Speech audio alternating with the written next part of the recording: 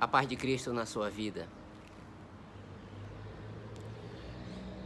A pandemia, ela tem trazido grandes dificuldades para todas as pessoas, para todas as famílias. E uma das dificuldades que ficarão ainda depois que a pandemia diminua ou que a coisa melhore, será a falta de trabalho. O desemprego tem afetado todos os países do mundo. O desemprego tem levado famílias ao desespero, ao sofrimento. Porque muitas famílias, em especial nas áreas mais pobres, as pessoas que morreram são aqueles que eram os provedores. E muitas vezes é o aposentado. É o aposentado que trazia o maior salário para dentro de casa.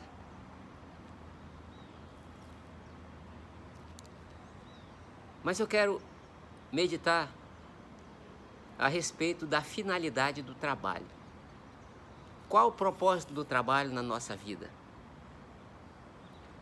Salomão, ele, quando escreve o livro de Eclesiastes, já no final da sua vida, já bem idoso, ele diz em Eclesiastes, o capítulo 2 e o versículo 24, as seguintes palavras: para o homem não existe nada melhor do que comer, beber e encontrar prazer no seu trabalho.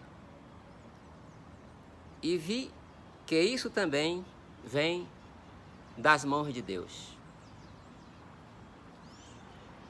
Eu quero meditar a respeito da finalidade do trabalho. E Salomão aqui está dizendo que uma das coisas que o trabalho faz, esse é o primeiro ponto, o trabalho ele dá significado na vida. A significância da utilidade. Então muitas pessoas elas vão sofrer de angústia, de depressão, porque elas não vão ter o que fazer. Algumas não têm o que fazer. E Salomão aqui está dizendo para nós que o trabalho ele deve trazer prazer. Ele deve trazer sentido à vida.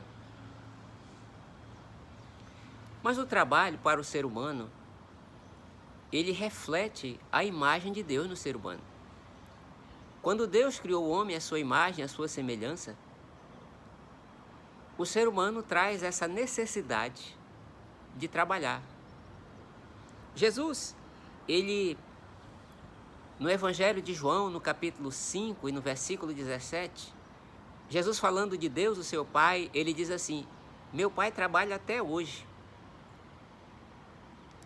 Veja que se tem alguém que poderia viver de rendas, é Deus. Mas, entretanto, Deus trabalha até hoje. Essas coisas, elas são importantes porque se nós temos a imagem do nosso Criador, o trabalho não deve ser um fardo para nós. O trabalho, ele deve ter prazer, como diz Salomão aqui. O trabalho, ele pode ser estressante, ele pode ser penoso, mas no final de tudo, ele tem que trazer uma satisfação para o trabalhador. Isso quer dizer que quando nós trazemos a imagem de Deus, ou nós temos a imagem de Deus, e para nós termos prazer, sentido de realização, nós devemos fazer a coisa com esmero, com dedicação. Tem um sociólogo que diz que o trabalho sem arte é brutalidade. O trabalho, então, ele faz parte da completude do ser humano. Uma das coisas que tem trazido grandes problemas para esse tempo, e os psicólogos estão associando a perda do trabalho como um luto. um luto. Tem sido semelhante a perder um querido, a pessoa que perde o seu trabalho. E vocês devem ter acompanhado que aqui no Brasil, por exemplo, a fábrica Ford está fechando e vai embora. E a justiça proibiu que essas pessoas sejam demitidas, pelo menos enquanto não se resolvam algumas coisas. Porque uma das frustrações destas pessoas que trabalham em fábricas ou em outros locais é o sentido de inutilidade. A fábrica não precisa mais de mim. Isso traz uma frustração muito grande para as pessoas, porque o trabalho ele precisa ter prazer. O ser humano precisa, como eu disse, se completar. Então esse é o primeiro sentido do trabalho. O ser humano se sentir útil. Mas o trabalho também ele tem uma outra finalidade, uma outra função. O trabalho, além dele trazer a satisfação pessoal, o trabalho ele deve trazer benefício para a comunidade. A comunidade que nós estamos inseridos, elas devem trazer benefício, ou o nosso trabalho, o fruto do nosso trabalho, o resultado do nosso trabalho deve trazer benefício para a comunidade que nós estamos inseridos. Deus, quando ele instruiu Moisés a falar ao povo a respeito da nova nação que eles iam formar, Deus deu algumas orientações que servem para nós também, porque a palavra de Deus fala conosco também. E nós encontramos aqui no texto de Êxodo 23, aqui mais uma vez lembrando a você que você tenha seu papel e sua caneta na mão para anotar essas referências, para depois você examinar cuidadosamente. Em Êxodo capítulo 23, Deus orientando, dizendo para Moisés: plantem e colham a sua terra durante 6 anos, mas no 7º deixem descansar sem cultivá-la. Assim os pobres do povo poderão comer o que crescer por si, e o que restar ficará para os animais do campo. Façam as mesmas coisas com as vinhas e os olivais. Deus aqui, ele está se preocupando com os pobres e os necessitados. Deus diz: olha, durante 6 anos, vocês vão colher a terra. É interessante que hoje nós encontramos, aqui eu vejo, aqui no Amazonas em especial, em outras regiões, o que eles chamam de áreas de manejo. Então aqui a pesca, ela é colhida, os peixes são colhidos em um tempo, em especial o pirarucu. Depois, esse lago ele não pode ser pescado durante um período de tempo. E vejam que antes dos homens falarem de ecologia, do manejo da pesca, Deus já fazia essas coisas. Deus disse: olha, no 7º ano vocês não podem arar a terra, vocês não podem cultivar a terra, deixa que a terra descanse. Mas aqui Deus está dizendo que aquelas pessoas, os pobres, eles teriam toda a liberdade de entrar naqueles locais e pegar o alimento para se alimentarem. Eles não podiam pegar para vender, colher para vender, mas eles poderiam tirar o seu sustento dali. Deus também fala no livro de Levítico, no capítulo 23, Deus está dizendo o seguinte: olha, quando fizerem a colheita da sua terra, não colham até as extremidades da sua lavoura, nem ajunte as espigas caídas da sua colheita. Deixem-nas para os necessitados e os estrangeiros. Essa bela orientação de Deus está dizendo aqui: olha, deixem para trás, para que os estrangeiros, os pobres, os necessitados, eles possam colher. Evidente que hoje nós vivemos uma outra realidade, em que nós não somos mais um país, pelo menos aqui nas cidades, o país da lavoura. Mas, para a nossa realidade, Deus está dizendo: olha, tira uma parte daquilo que você ganha para ajudar os pobres e os necessitados. A cultura daquela época, Deus diz assim: olha, não colham tudo, não ajuntem todas as espigas, mas deixem para que os pobres possam pegar para se sustentar. quando o apóstolo Paulo ele foi comissionado pela igreja de Jerusalém, nós encontramos esse texto no livro de Atos, no capítulo 15, quando a igreja de Jerusalém se reuniu e ela autenticou o apóstolo Paulo como sendo realmente um apóstolo de Cristo. Eles fizeram algumas recomendações. E essas recomendações, dentre elas, estariam cuidar dos pobres. O texto da carta aos Gálatas, no capítulo 2, e no versículo 9 e 10, o apóstolo Paulo diz o seguinte: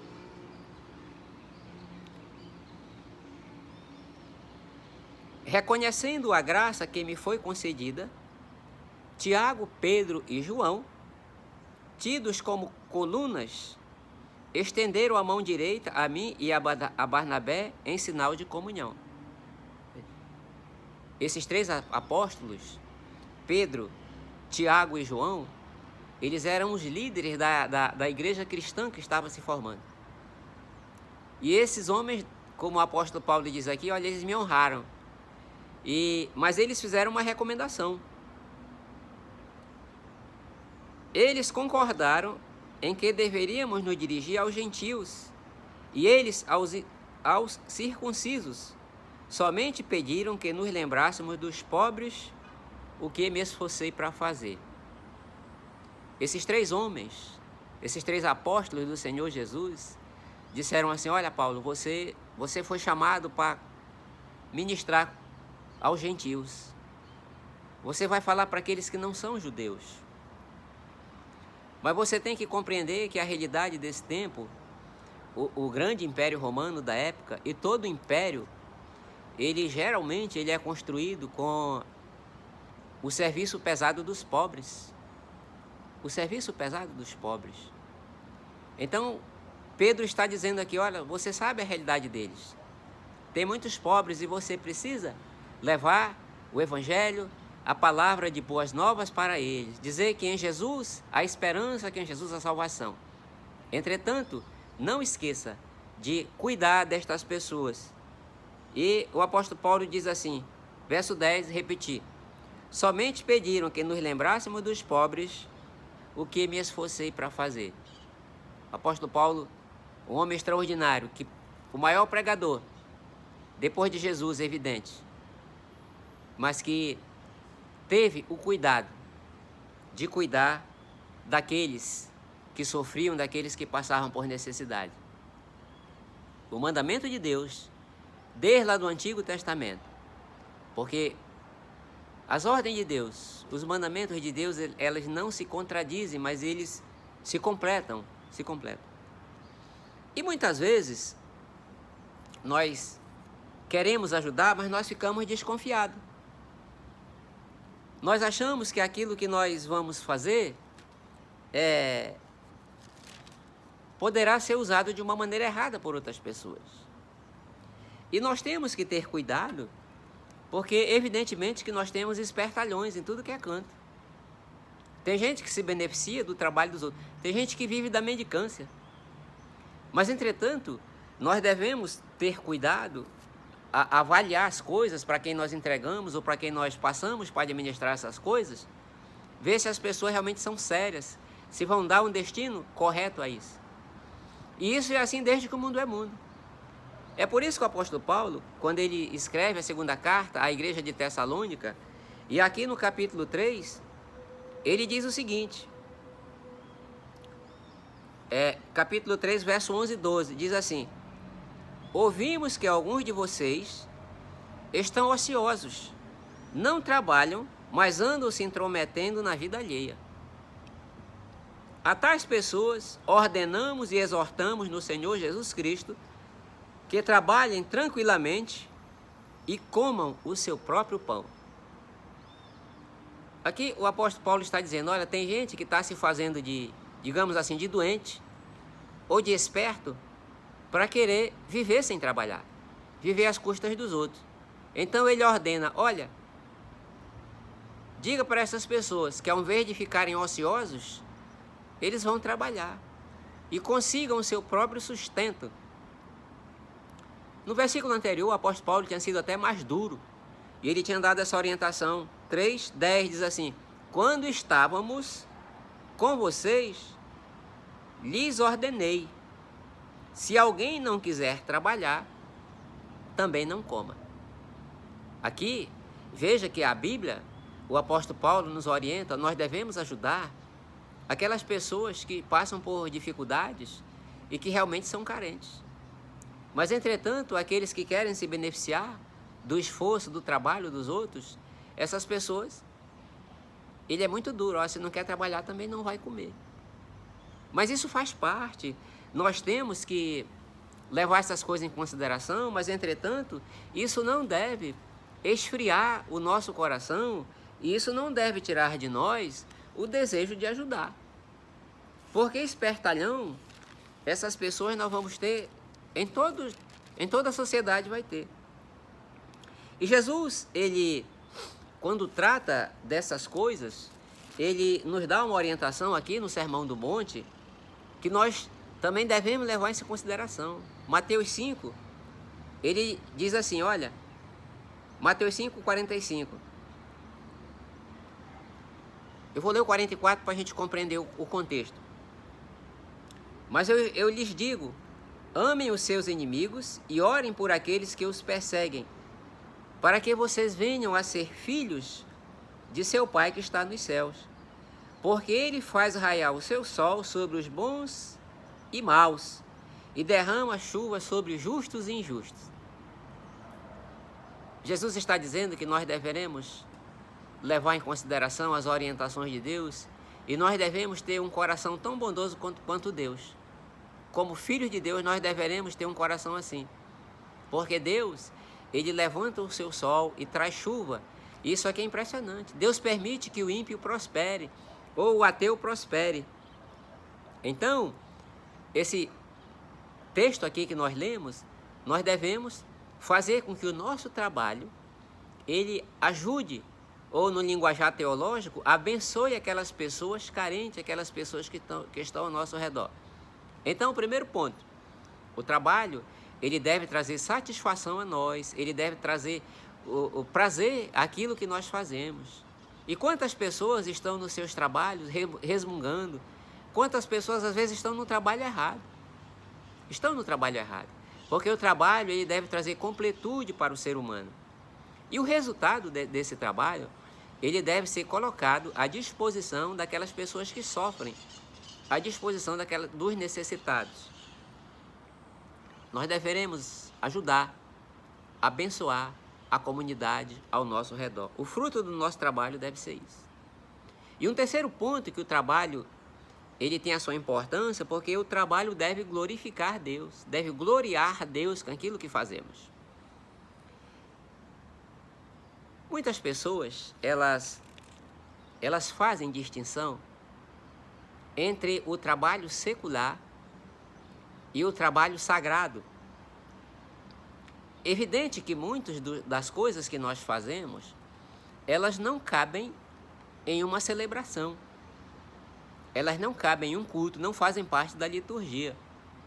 Imagine se o Messi ou o Cristiano Ronaldo, ele fizesse parte da sua comunidade, fizesse parte da sua igreja, e um domingo à noite ou pela manhã, um desses dois dissesse assim, eu vou aqui na igreja fazer um culto, um pênalti, bater um pênalti para Jesus.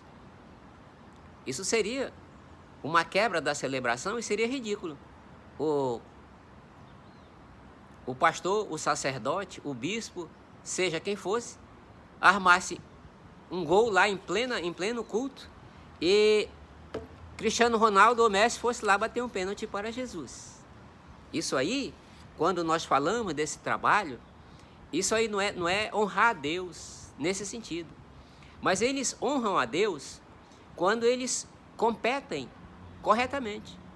Quando eles não se envolvem com vícios, quando eles são exemplo para as outras pessoas. Nós vivemos uma cultura das celebridades. E as pessoas, ao invés de glorificar Deus por aquilo que elas fazem, e deveriam fazer melhor, elas trazem a glória para si. Mas aqui quero dizer também que o resultado do trabalho dessas duas celebridades, o Messi e o Cristiano Ronaldo, eles glorificam a Deus quando eles também pegam o produto daquilo que eles ganham e ajudam as comunidades pobres.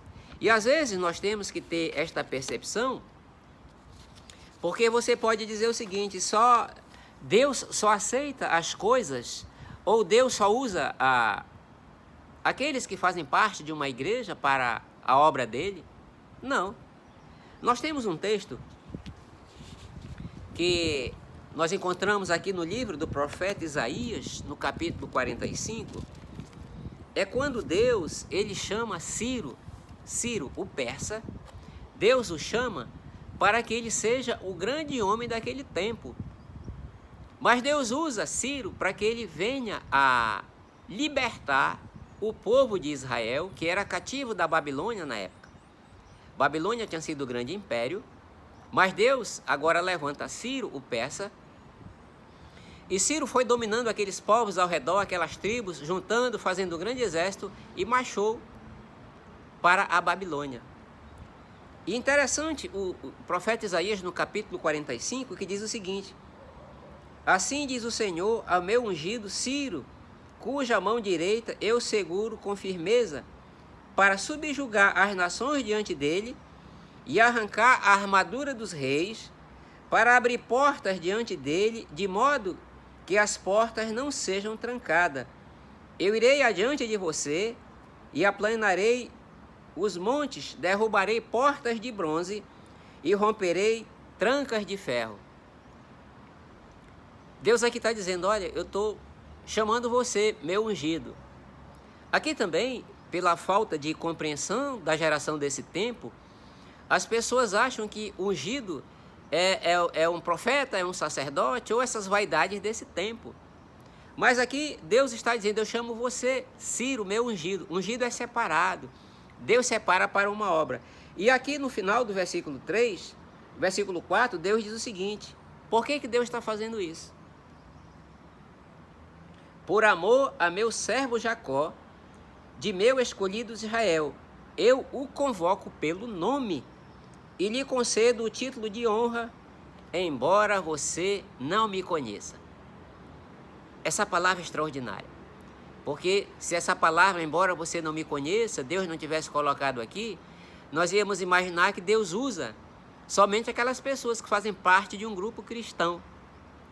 Mas aqui Deus diz: olha, eu estou chamando você para libertar o meu povo. E o versículo 4 diz o seguinte: Deus não está dizendo aqui eu faço por amor a você. Deus está dizendo aqui: eu faço por amor a Jacó. Jacó é como Deus aqui renova a sua promessa aos patriarcas. Abraão, Isaac, Jacó. Deus aqui está se referindo a Jacó e a Israel, a nação, que também era um outro nome de Jacó. Eu vou ler o versículo 5 para confirmar isso. Deus está dizendo: eu sou o Senhor. O sentido aqui de Senhor diz assim: eu sou o Deus de todas as coisas, é eu que comando o universo. E não há nenhum outro além de mim. E além de mim não há Deus. Eu fortalecerei, ainda que você não tenha me admitido. Esse texto do profeta Isaías, falando aqui, é um texto impressionante, porque no Museu de Londres, você pode pesquisar, existe lá um objeto chamado o cilindro de Ciro. E ali Ciro conta a sua história. O seu escritor, evidente, o seu cronista conta. Ciro, aí vai dizendo, Ciro era um homem generoso, então ele chamou o povo de Israel, mandou embora. E depois esse povo não tinha dinheiro para reconstruir, ele mandou. Quer dizer, Ciro admite ou atribui aquilo a ele. Mas Deus aqui está dizendo: olha, eu separei você, embora você não me conheça.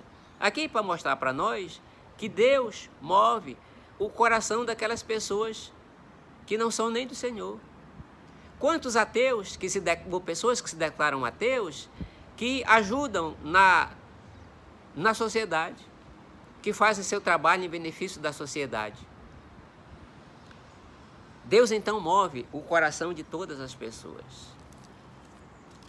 Aqui no livro de 1 Reis, no capítulo 17, Existe um texto também impressionante, é quando Deus, ele chama o profeta Elias, para que Elias, ele possa levar uma palavra ao rei Acabe. O rei Acabe, a nação estava em verdadeira impiedade.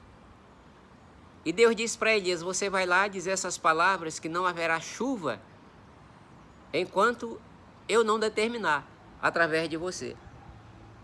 E Deus diz, olha, quando você falar essas palavras, você saia dali, porque ele vai querer pegar você. Eu vou ler o versículo do 1 ao 5, ao 6, para que a gente possa compreender. E aí fazemos as observações, depois você lê esses textos em casa também. Ora, Elias de Tesbe, em Gileade, disse a Acabe, juro pelo nome do Senhor, o Deus de Israel, a quem sirvo, que não cairá orvalho nem chuva nos dias seguintes, exceto mediante a minha palavra. Depois disso, a palavra do Senhor veio a Elias.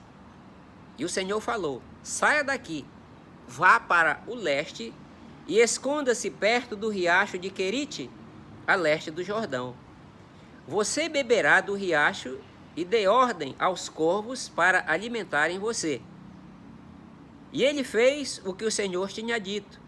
Foi para o riacho de Querite, a leste do Jordão, e lá ficou. Os corvos lhe traziam pão e carne de manhã e de tarde, e bebia água do riacho. Que palavras extraordinárias! São palavras de emocional cuidado de Deus. Anteriormente falei que Deus usou um homem que não o conhecia, Ciro, o persa. E agora Deus diz para Elias, olha, tu deu a palavra ao rei, agora tu vai te embora, porque você vai beber da água do riacho e eu vou mandar os corvos levar o seu alimento. E que coisa extraordinária Deus usar aqueles corvos para levar pão quentinho e carne fresca para o profeta. Um amigo me contou uma história impressionante. Ele tinha uma viúva que fazia parte da sua congregação. E aquela viúva, há alguns anos atrás, a dificuldade de se aposentar era maior do que agora. E aquela viúva tinha perdido já o esposo, os filhos, era absolutamente sozinha. E ela, um dia na sua casa muito simples, ela estava na janela, tinha lido a porção da palavra de Deus, lido a sua Bíblia, e estava ali em oração, e dizendo para Deus, Senhor, o Senhor me conhece, o Senhor sabe que eu não tenho absolutamente nada, manda Deus, manda alimento para mim. E enquanto ela está orando, passa alguns meninos, alguns rapazes, e fazem gozação dela, e dizem assim, mas que mulher tola, acha que Deus vai mandar pão para ela. Mas um deles disse, embora ali na lojinha comprar algumas coisas e deixar aqui na janela dela, embora enganar ela para ela achar que é Deus.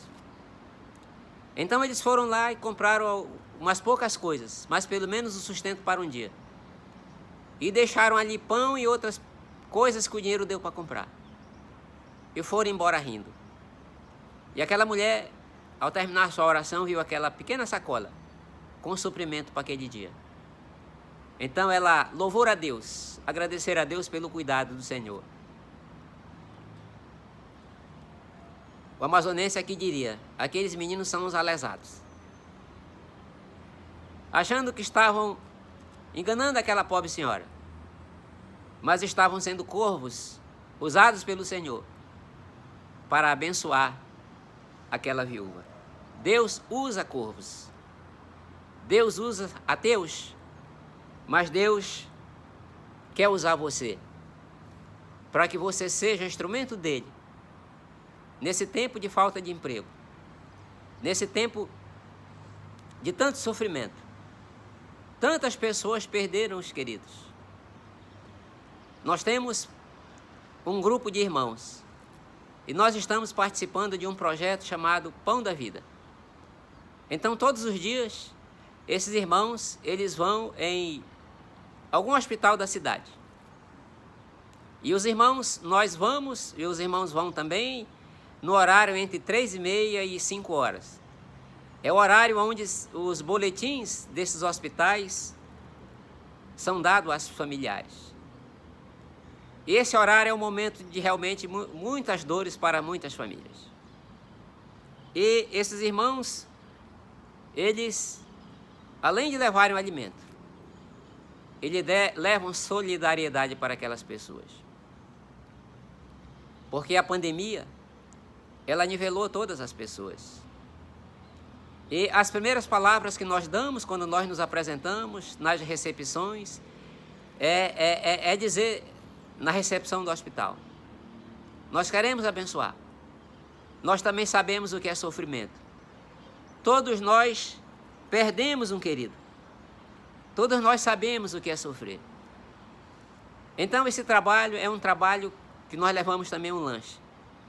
Mas é um trabalho grandioso porque ali nós compartilhamos das nossas próprias experiências de sofrimento. E isso é impressionante porque as pessoas, elas também são solidárias, que elas reconhecem: eu não estou sozinha. Eles também sabem que é sofrimento. Nesse tempo de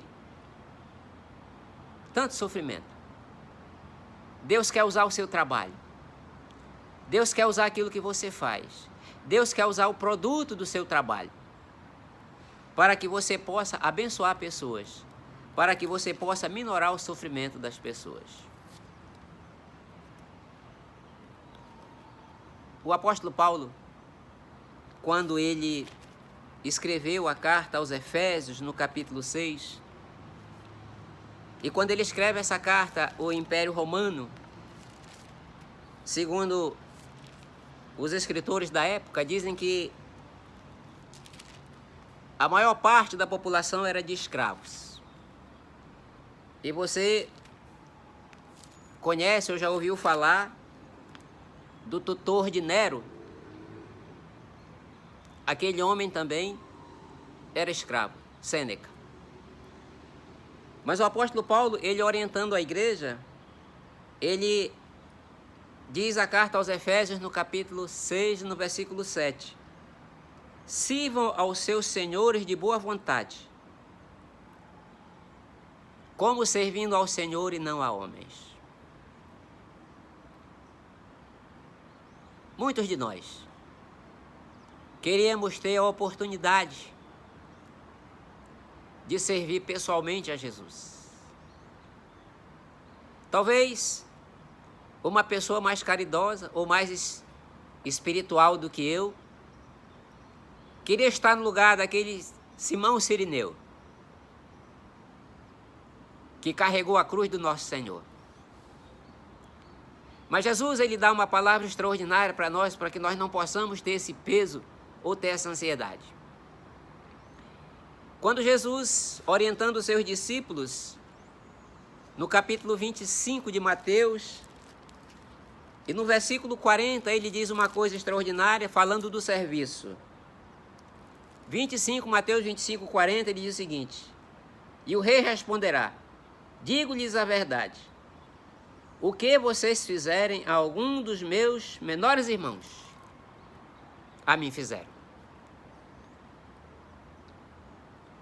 É tempo de ser as mãos do nosso Senhor. É tempo de ser a boca que fala as palavras de consolo do nosso Senhor. E o apóstolo Paulo diz aqui: sirvam como se fosse ao Senhor. É tempo de você ser um instrumento de Deus para abençoar as pessoas que sofrem nessa geração. Encerro contando uma história que um homem, ele visitou uma das pedreiras da Europa. E chegou a um trabalhador e perguntou: o que você está fazendo? E ele disse: que pergunta boba. Não vê que eu estou quebrando pedra Ele chegou para um outro e disse assim: o que você está fazendo? Ou qual é a finalidade do seu serviço aqui? O outro disse: eu só estou aqui por 200 libras no fim de semana. E ele chega para um terceiro e pergunta: qual a finalidade do seu trabalho? Aquele homem parou, olhou para ele e diz assim: eu estou construindo uma catedral. Aquele homem disse assim: eu faço parte de um projeto maior. O primeiro estava resmungando do seu trabalho, um trabalho duro. O segundo trabalhando apenas pelo dinheiro. Mas o terceiro compreendeu que ele fazia parte de um trabalho maior. Eu estou construindo uma catedral. Eu faço parte de um projeto grande. E que coisa grandiosa e que belezas que são aquelas catedrais europeias. Aquele homem estava dizendo: o meu trabalho, ele tem uma finalidade de comunhão, uma finalidade de adoração. E você? O seu trabalho faz parte de a construção de grandes sonhos? O seu trabalho tem relevância para a comunidade? O seu trabalho glorifica a Deus? Eu quero dizer para você que no seu coração, ou naquilo que você faz, tribute essas coisas a Deus. Ainda que você pode achar que o seu trabalho é pequeno, mas entretanto, você faz parte de uma grande construção no projeto de Deus. Que Deus nos abençoe.